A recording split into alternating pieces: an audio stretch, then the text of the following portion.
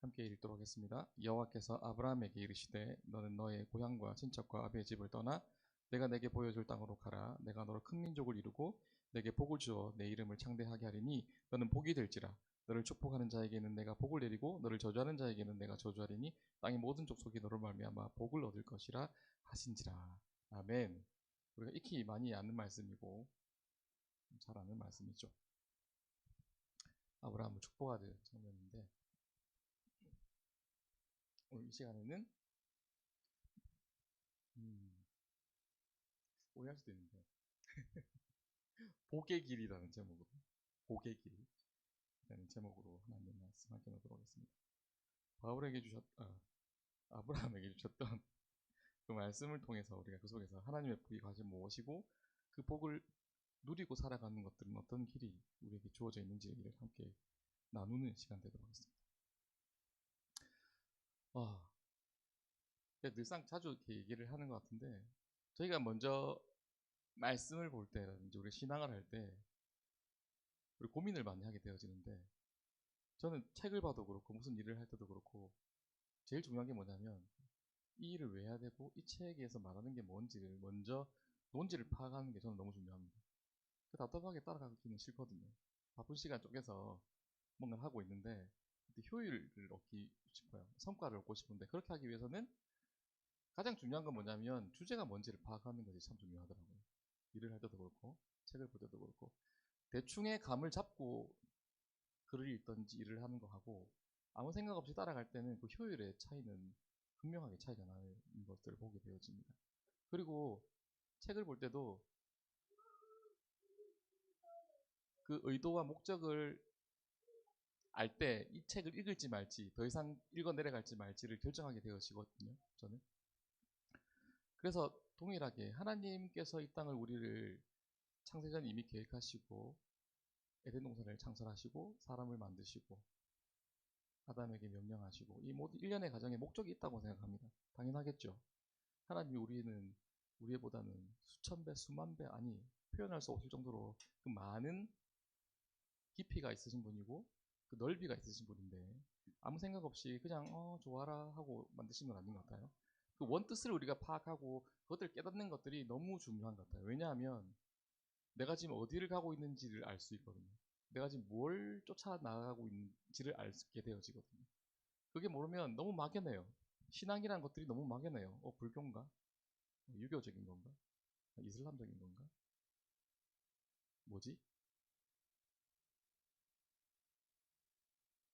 유교적인 거, 의지적인 거 하면은 우리가 또 지성적인 건가? 라는 생각을 하게 되어진 거죠. 그래서 뭐지? 바른 사람이 되어진 건가? 도덕적인 인간이 되어진 거, 윤리적인 인간이 되어지는 건가? 라고 생각할 수도 있어요. 근데 막연하게 하나님이 사랑이시고 예수 그리스도가 사랑이시기 때문에 그 사랑이라는 그 길을 쫓아 나갈 때 난다는 것들은 세상 사람들이 보기에는 되게 윤리적인 측면이 강하잖아요. 그죠? 법을 넘어서는, 법을 포괄하는, 통할하는 어떤 이 세상의 가치 체계, 신념은 결국 사랑보다 큰 건 없으니까. 그 윤리적인 측면에서 바라볼 수가 있다는 거죠. 근데 그게 아니라는 거죠. 하나님은 정확하게 목적이 있으셨다는 거죠. 그 하나님이 어떤 분인지는 파악할 길은 없지만 100% 파악할 길은 없지만 약간 알 수 있는 거죠. 인간이. 힌트를 얻을 수 있는 건데 창조적 관점에서는 어떤 목적이 있느냐. 신약을 살아가는 우리 시대에 말씀하시는 하나님의 목적은 창조적 관점에서의 목적은 우리가 구원을 받는 겁니다. 1차적으로. 구원을 통해서 하나님의 뭘 얻는 겁니까? 완전한 복을 누리는 것이 하나님의 원 계획입니다. 그 계획이 계속 수정되어지는 건 아니에요. 그 목적은 그대로 있어요. 근데 그 목적을 달성하기 위한 수단은 하나님의 방법은 사람이 보기에는 바뀌는 거죠. 하나님은 원래 계획대로 가시는 중이에요. 그것들을 우리가 언약이라고 표현을 하는 거죠. 언약이라고 얘기를 하는 겁니다. 약속된 복. 그 아브라함에게 주셨던 그 약속된 복이 오늘도 우리 삶 가운데 구현되어지는 것들이 하나님의 목적이에요. 그 그림이 있단 말이죠.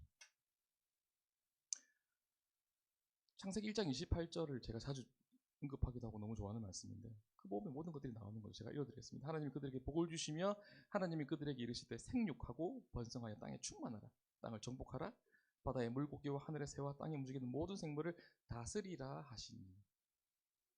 뭐 약간 언밸런스하지 않습니까? 하나님이 다 다스리는데 우리 보고 왜 다스리라고 하시지? 다스리는 거예요. 믿으면 됩니다. 하나님께서 우리를 통해 이 땅을 다스리길 원하신다는 거죠. 우리도 하나님의 통치와 다스림 안에 있는 겁니다. 그 다스림 안에서 또 우리가 이 세상에 하나님께서 만드신 만물을 다스릴 권한을 주신 거죠. 권한은 더 큰 상위 권위로부터 부여되는 거죠. 권한은. 이게 권한은 제한적인 거잖아요. 사람의 권한은 제한적인 겁니다. 하나님께서 주신 그 범위 안에서. 그런데 그 권한이 속된 말로 어마무시하죠. 아담의 시대에는. 그런데 하나님의 꿈은 뭡니까? 그 어마무시한 아담에게 주셨던 그 권한의 회복, 그 궁극적으로 뜻하고 계신다는 거죠. 이것들을 계속 기억하는 것이 우리에게 너무나도 소중하고 중요합니다. 왜냐하면 구원이라는 말에서도 우리가 알 수 있겠지만은 우리는 감히 이 복을 받을 자격이 안 되거든요. 잘 알잖아요. 저는 맨날 경험하기도 하죠. 여러분들은 아시겠지만 저는 맨날 아니 1시간 단위로 나는 죄인이구나 하는 것들을. 그래서 이 어마무시한 하나님의 계획을 감히 내가 받을 자격이 있나라고 생각하게 되어지는 거죠. 그렇기 때문에 우리가 하나님의 뜻을, 하나님의 목적을 계속해서 되뇌이는 것도 중요합니다. 나는 부족하지만 나 같은 자를 통해서, 구원하심을 통해서 나는 아직도 죄성이 남아있는 죄의 때때로 넘어지는 연약한 인간이지만 결국 하나님께서 궁극적으로 우리를 이끄는 목적은, 레벨은 통치자라는 거죠. 다스림이라는 거죠. 하나님의 권위 아래서. 그것이 하나님의 목적이라는 거죠. 그래서 시간이 완전히 됐기 때문에 첫 번째로 제가 말씀드렸던 이 복의 구원은 어떤 의미입니까? 구원은 어떤 의미입니까? 구원은 전부죠. 아니에요. 구원 안 받아도 됩니까? 구원은 우리 인생의 전부입니다. 아니요, 소망입니다. 아니, 생명입니다. 그런데 하나님의 큰 계획 안에서 구원은 복의 입구입니다. 이게 비밀한 거. 아담이 받았던 그 복은, 다스림은 생명나무와 선악을 알게 나무를 두신 것들은 우리를 시험하려고 하심이 아니라 그 다스림의 수준이 점점 더 고도화되어지고 발전적인 개념이거든요. 그냥 정체된 아담의 복 끝나는 것이 아니라 더 잘 다스릴 수 있는 것들을 상징하기 위해서 생명나무를 주신 거죠. 선악의 알게 나무를 주신 거라는 거죠. 뒤에서 얘기하겠지만 그것이 순종이고 신뢰이죠. 여하튼 구원을 받는다는 것들은 거기서 끝나는 것들이 아니라, 거기서 끝나는 것들이 아니라, 그게 너무 좋지만 그 구원의 길을 걸어갈 때 하나님께서 어디까지 우리를 이끌어 가신다고요? 복의 출구까지 뒤에 알아볼 건데, 여하튼 구원이라는 것들은 어마무시합니다. 획기적인 사건이죠. 아무도 예상하지 못했죠. 근데 그 구원의 비밀을 통해서 예수 그리스도를 보내심을 통해서 단번에 역전시켜져 버립니다. 사단의 간괴를, 우리 호의 이런 거를 뒤통수치면 모르겠습니다. 깜짝 놀란 거죠, 사단이. 예수 그리스도께서 죽이려고 그렇게 발버둥쳤는데 그 죽음이 오히려 부활을 통해서 생명을 얻게 되는 하나님의, 몇 번의 수를 거치는 건지 모르겠습니다. 그래서 그 예수 그리스도의 고난과 죽으심과 부활하심은 이 어마어마합니다. 그래서 어메이징 그레이스겠죠. 그 희생을 통해서 우리가 단번에 죄에서 소망할 수 있는, 살아갈 수 있는, 살 수 있는 길을 열어놓으신, 뚫어놓으신 거죠. 답답했는데. 그죠? 그래서 400년의 시간이 필요한 건 아닌가. 이 클라이막스 같은 이 사건을 드라마틱하잖아요. 그냥 어제 다음에 오늘이었으면 별로 모르겠어요. 400년 동안 잠잠하시다가 뿅 하고 예수께서 이 땅에 태어나신 거죠. 얼마나 많은 악한 영들이 그 예수의 탄생을 방해하고 고난 가운데 예수님을 어떻게든 쓰러뜨리려고 했고, 죽여서 끝난 줄 알았더만 아니고 어둠의 권세를 이기시고 부활하심을 통해서 마침내 하나님의 계획을 이루신 거죠. 그래서 복의 입구다. 그럼을 통해서 우리가 하나님의 계획에 다시 한번 연결되어지는, 원래 계획이셨던 우리가 땅을 통치하고 하나님의 그 권한 아래서 이 땅을 다스리게 되어지는 그 놀라운 아담에게 주셨던 복을 완성하여 나갈 수 있는, 그것들을 누릴 수 있는 길을 열어놓으신 거죠. 구원은 그 자체로 너무나도 어마어마한 사건이지만 하나님의 구원의 경륜에서는 입구라는 거죠. 입구가 너무나도 신비로운 거고 그 입구가 너무나도 거대해서 입구라는 표현이 좀 적절치 않긴 하지만 그렇다는 거죠. 하나님은 그렇게 우주를 경영하시는 분이라는 거죠. 여하튼 그렇다면 입구가 있으니까 출구가 있을 것인데 그게 뭐죠? 지금까지 계속 말씀드렸던 거죠. 땅이 회복되어지는 거죠. 원래 하나님의 계획으로 그 복을 누리고 하나님의 통치와 다스림 아래서 우리가 하나님의 그 완전하심 아래서 우리가 또 아담과 같이 이 땅을 통치하게 되는 것들이 하나님의 궁극적인 목적이라는 거죠. 그런데 그 방법이 있다는 거죠. 방법이 있다는 거죠. 다 넘어가고 그 방법이 있는데 아담에게 지금까지 동일하게 간다. 아담이 넘어진 것도 동일한 문제라는 거죠. 그게 뭐죠? 하나님을 신뢰하고 순종하는 거죠. 하나님의 법에 순종하는 거죠. 하나님의 법을 순종한다는 거요. 이게 너무나도 단순하고 명확한데 이 단순함이 너무 단순해서 그런지 가치 있게 생각되어지지 않는 것 같아요. 보다 더 구원에 이르는 고차원적인 길이 있는 거라고 고민하고 이 정도는 아닐 거야. 적어도 3,000배는 해야지 뭐 이런 거 있잖아요. 공양미 300석 정도는 드려야 돼야지. 뭐 어마한 그게 지금 돈으로 1억이 넘는 돈이라고 하는데 그렇게 따지면 그렇게 많은 거겠어요. 여하튼 어마무시한 고행의 길을 걷어야만 되는 거라고 생각했지만은 아니라는 거죠. 그건 뭐죠? 하나님을 신뢰하면 됩니다. 하나님께서 이렇게 우리를 사랑하시고 이 땅을 창조하셨고 이 땅 가운데 그 창조를 통해서 우리와 그 창조를 이런 말씀이 좀 외람되긴 하지만은 계시록에 보면 그게 나와 있으니까 함께 통치하기를 원하신다. 예수 보좌 앞에 함께 앉게 하신다고 3장에 나와 있잖아요. 계시록 3장에. 이 어마어마한 이 진리가 이 어마어마한 하나님의 계획이 우리 마음 가운데 납득이 돼야 되는데 왜 안 되는지는 잘 모르겠지만 여러 가지 이유가 있습니다. 그 중에 많은 큰 이유가 뭐냐면 우리 문화 속에서 접근해 본다면 죄책감. 나는 도저히 용서받을 수 없는 죄야. 왜 어제도 죄 지었는 거예요? 이 말씀이 도저히 믿어지지 않아요. 그럴 때 우리는 어떻게 됩니까? 이것들을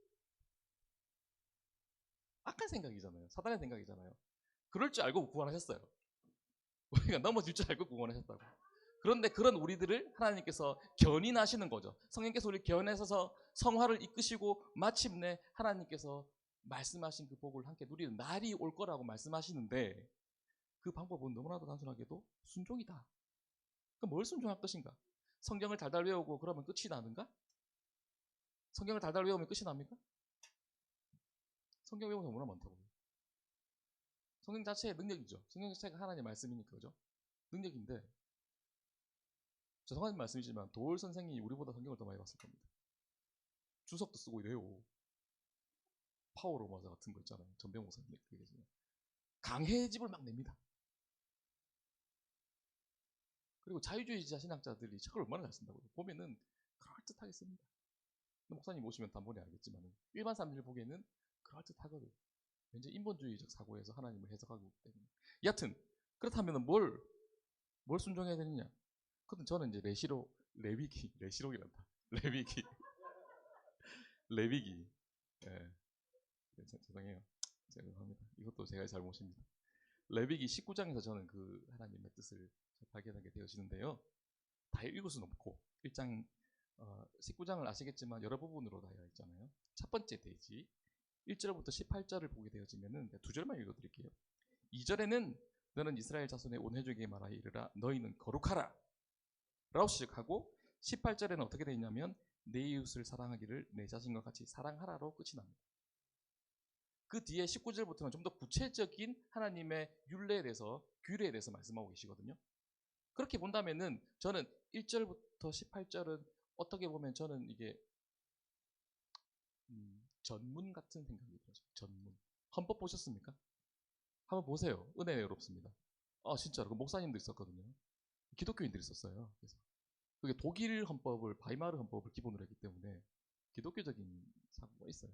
뭐 독일이 지금 자유주의이긴 하지만 여하튼 그 많은 기독교인들이 썼다고요. 그러니까 그 안에 은혜를 받을 수 있습니다. 네. 여하튼 그게 중요한 게 아니고 헌법 전문가 비교할 수 있는 이 말씀 속에서 저는 어떤 걸 발견했냐면 두 가지를 발견하게 되시는데 명령에는 두 가지로 요약되어지는데 첫째는 뭐냐면 거룩하라. 그리고 두 번째 명령은 뭐냐면 저는 사랑하라로 끝나는 것 같아요. 누구를? 네 자신 말고 내 이웃을.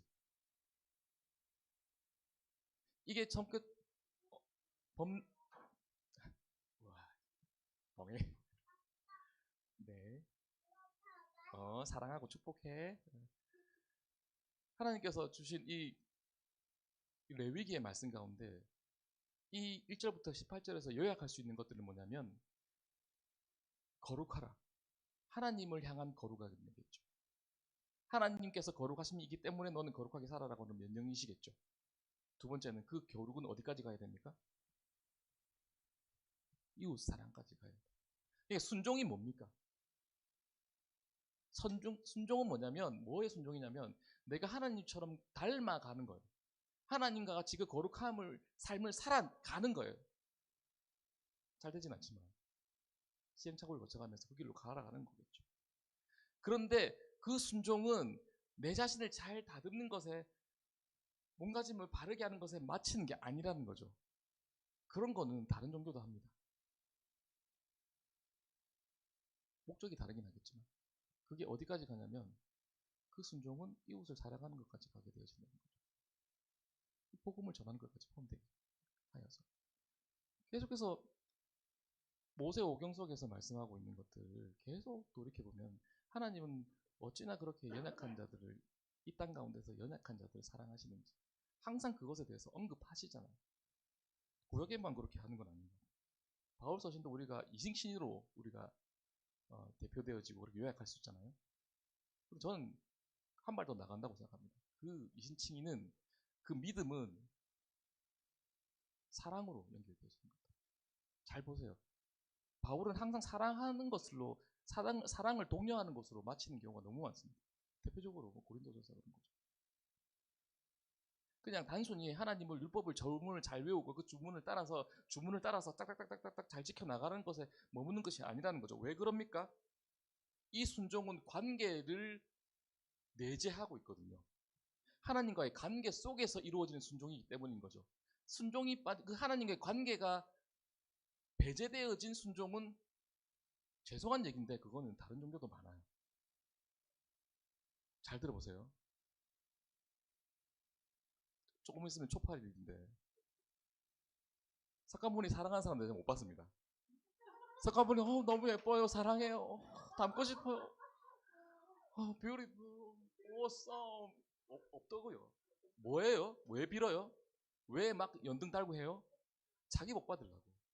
아니면 자기 자식들 복 받으라고. 남편 사업 잘 되라고. 아니에요. 내가 나를 저렇게 괴롭히는 저 김모 씨, 저의 삶을 주님께서, 그 석가모니께서 축복하시고, 긍휼히 여겨주시고, 가정이 잘 되게 하시고, 이웃을 사랑하게 하여 주십시오라고 하는 사람 내가 본 적이 없습니다. 그들은 자기 수양이라고 얘기하지만 결국 자기 복에 기결되어진다. 알라를 믿는 이슬람. 양쪽에 천사가 따라다니죠. 착한 일을 기록하는 천사와 잘못한 일을 기록하는 천사. 그래서 부등호가 어디 가는가에 따라 가지고 그 사람이 복을 받게 되어지는 거잖아요. 그건 뭐예요? 자기 복 받는 거예요. 근데 하나님은 아닌 거죠. 이 순종은 어디를 향한 순종입니까? 하나님을 향한 순종. 하나님을 사랑해야만 이루어지는 순종이에요. 사랑하지 않으면 이게 며칠 못 가요. 하나님을 갈망하지 않으면 하나님을 향한 그 애틋한 그 사랑이 없으면 실현 불가능하다고. 몰라요. 우리 오래 신앙을 믿으신 권사님이나 장모님이나 목사님들은 이게 오래도록 가능할지 모르겠지만 제가 본 사람들은 냉랭해지는 것들을 보게 되어지는 거죠. 그것들이 남을 판단하는 잣대가 되어지는 것들을 더 많이 보게 되어지는 거지요. 그런데 이 잣대는 항상 하나님은 누구를 향하게 되어 있습니까? 스스로를 향하게 되어 있잖아요. 하나님께서 부르신 건 뭐죠? 나를 부르신 거예요. 우리 와이프 좀 정신 차려 주십시오가 아니고 내가 하나님과 함께 화목하기를 원하신다는 거죠. 화목이라는 말이 너무나도 대단하지 않습니까? 번제에서 끝나는 게 아니고 속죄제에서 끝나는 게 아니라 하나님과 화목까지 이루기를 원하시는 거죠. 죄책감에 시달려서 살아가는 게 아니라 이제는 그 관계를 옛날 일로 여기고 내가 모른다. 이제 너와 화목하자라고 말씀하시잖아요. 이게 관계라고. 사실은 관계 속에 나아가는 거라고요. 그러니까 우리가 뭘 하기 전에 뭔가를 우리가 순종하기 전에 우리가 사실은 먼저 해야 될 것들은 뭐냐면 꼭 그렇게 될 수는 없겠지만 하나님을 사랑하는 마음 달라고 우리 구하는 게 먼저겠죠. 그럼 이런 것들이 순차적으로 순리적으로 접근되어지죠. 근데 많은 교회에서 급해요. 급해요. 빨리 교회 생활을 어떻게 하는지 가르쳐 주는 거죠. 1층에는 예배실이 있고 2층에는 식당이 있고 3층에는 체육관이 있다. 이런 것들을 가르쳐 주는 게 마치 세가족인 게 교육인 것처럼 오리엔테이션을 하고 앉아 있는 거죠. 근데 하나님은 사랑이십니다. 당신을 사랑하셨습니다. 그리고 지금도 사랑하십니다. 앞으로도 사랑하실 것입니다. 그래서 당신 여기 앉아 있어요. 그리고 당신은 복을 받게 되어질 것입니다. 하나님과 함께, 하나님 안에서 누리게 되어질 복을 기대합시다. 그럼 어떻게 해야 됩니까? 뭐 이렇게 나와야 되는데 덮어놓고 기도 어떻게 합니까? 말씀은 66권입니다. 처음에 사도신경이라는 게 있는데 작자미상입니다. 뭐 이런 거 가르쳐주면 안 된다는 거죠. 작자미상이네. 그 신조 안에 담겨져 있는 우리 믿음의 선조들이, 믿음의 선진들이 그 신조 하나를 한 페이지에 요약해내기 위해서 또 몇 장 안 되는 이 책 속에 기록하기 위해서 얼마나 치열한 믿음의 사투를 벌였습니까? 그게 뭐예요? 요약하면 그리스도를 향한 사랑 아닐까요? 그리스도를 향한 가슴 절절한 고백이지 않을까요? 그럴 때 성경이 달리 보이는 거죠. 그럴 때 우리 사도신경이 달리 들리는 거죠. 감동이 일어납니다. 막 갈매기 3만 마리가 달려오는 것처럼. 감동이 물결처럼 밀리잖아요. 찬송가가 그냥 들려지지 않아요, 이제는. 만복의 그는 하나님을 제가 최근에 어떤 모임에 가서 내가 찬양을 했는데 이게 이렇게 좋은 찬양이었어 라고 얘기하더라고. 나는 맨날 예배 맨 처음에 하는 찬양인 줄 알았는데 그냥 그 찬양을 했을 때 만복의 근원 하나님 넘어가는 거죠. 내가 넘겼습니다. 자기가 하나님과의 관계 속에서 넘어가는 거죠. 이 어마어마한 메시지니까. 만복의 근원 하나님. 이 관계라고. 목사님께서 맨날 강조하십니다. 관계. 계시록 21장 19장 쭉 넘어가서 21장에 보면 이런 것들이 더 명확하고 선명하게 나와 있죠. 신부의 관계, 백성의 관계, 백성의 관계, 그럼 자녀의 관계라고 요약해 놓으셨잖아요. 넌 내 백성이 될 거야. 좋지 않습니까? 기대 안 됩니까? 나는 너무 기대되는데. 이게 더 이상 죄에 대해서 고민 안 했어요. 지금. 끝으로 보고 싶었던 주님을 만나서 눈물 닦아주신다고 하잖아요. 성국에 눈물이 없는데 이게 왜 있는지 모르겠지만 여하튼 들어갈 때는 있겠죠. 있으니까 이렇게 말 적어 놓으셨겠죠. 이후에 일어날 사건. 더 이상 아픔이 없는 거예요. 그 백성, 하나님의 그 백성. 그리고 내가 아들이 되어주는 자녀가 되어주는 단장한 신부와 같이 하나님의 그리스도의 신부로 우리가 서게 되어지는 것들. 결국 하나님께서 뭘 그리셨다는 거예요? 사랑하고 싶었다. 창세전에 나를 이미 예정하시고 사랑하고 싶으셨고 사랑할 대상에게 그냥 너가 알아서 살아. 그게 아니고 내가 너에게 형통의 복을 주겠다. 온 땅을 다스리는 그 권세를 주겠다. 나와 함께 잘 다스려 가자. 라고 말씀하신 것들을 인간이 믿지 않으므로 의심함으로 지금과 같이 이렇게 돌아가게 되어진 거죠. 돌이켜보면 예수 그리스도를 통해서 어떻게 보면 인간의 비극인데 이것들을 하는 걸 단번에 역전시키시고 당신 홀로 돌아가심을 통해서 마침내 그 약속, 아브라함의 약속을 이루셨죠. 이루셨잖아요. 우리는 쪼개져야만 되는데 쪼개져야만 되는 것들이 하나님의 그게 공의인데 친히 하나님께서 역전하신 거죠. 홀로 돌아가신 혼자 찢기심을 통해서 하나님께서는 오늘도 우리에게 이 복을 주시기를 원하신다는 거죠. 이 형통의 복을 다 누렸으면 좋겠습니다. 이 놀라운 하나님의 비밀한 것들이 내 가슴 속에 소망으로 일어났으면 좋겠어요. 그 예수님을 만나고 싶어 하는 마음, 하나님과 함께 연합하고 싶은 마음. 그렇다면 내가 어떻게 해야 되죠? 순종하겠습니다. 순종 뭘 할까요? 내가 하나님 앞에서 거룩해지겠습니다. 하나님을 닮아가겠습니다. 하나님께서 그토록 사랑하시는 너와 같은 다른 사람 내가 사랑하겠습니다. 내 이웃을 사랑하면서 하겠습니다. 내 것 있는 거 나눠주는 게 아니라 내가 이거 이웃에게 주면 내가 오늘 밤을 굶지만 예수께서 사랑하시는 바로 그 사람 내가 이 쌀 갖다 주겠습니다. 내가 지금 통장에 10만 원 있습니다. 이거 내일 우리 정원이 빵 사줄랬는데 하나님 다음에 먹이고 이 돈이 절실한 그 지체에게 가서 주겠습니다. 이게 순종이죠. 이게 그리스도를 향한 사랑인 거죠. 마태복음 6장 33절에 보면은 너희는 그런즉 너희는 먼저 그의 나라와 그의 일을 구하라. 그리하면 이 모든 것을 너희에게 더하시리라. 그의 나라와 그의 일을 막 구한다고 하는데 고민할 게 없어요. 이 왜 고민하는지 모르겠어요.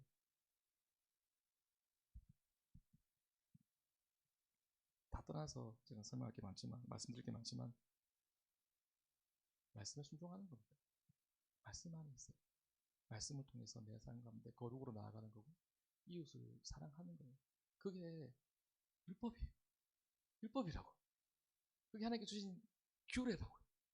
그게 헌법 전문가 같은 하나님의 말씀하신 그 말씀 속에 담겨져 있는 것이 않습니까? 이게 사실 십계명이잖아요. 하나님을 사랑하는 것, 이웃을 사랑하는 것, 모든 것들이 다 담겨져 있는 것들을 두 마디로 하면 내가 하나님 앞에 거룩해지는 거고 이웃을 사랑하게 되어지는 거죠.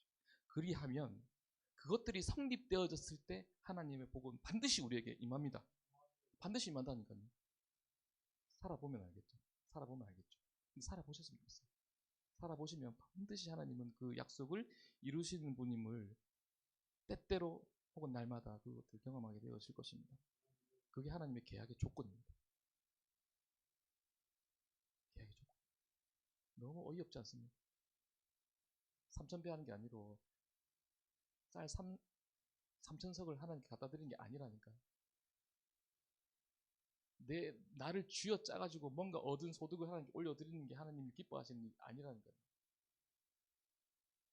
사랑이 없으면 하나님께서는 우리에게 그 사랑하는 마음으로 거룩을 이루고 세상 가운데 그리고 이웃을 사랑할 때 이 모든 복을 너에게 더하실 줄로 믿습니다. 이것들 우리 가문에 걸렀으면 좋겠어요. 우리가 1대입니까? 혹은 1대입니까? 혹은 2대입니까? 모르겠지만 가문을 통해서 주시는 그 복을 누렸으면 좋겠습니다. 나는 세대가 거듭될수록 우리 가문이 더 복받았으면 좋겠어요. 하나님 보시기에 아름다운 믿음의 가문이 되어졌으면 좋겠습니다.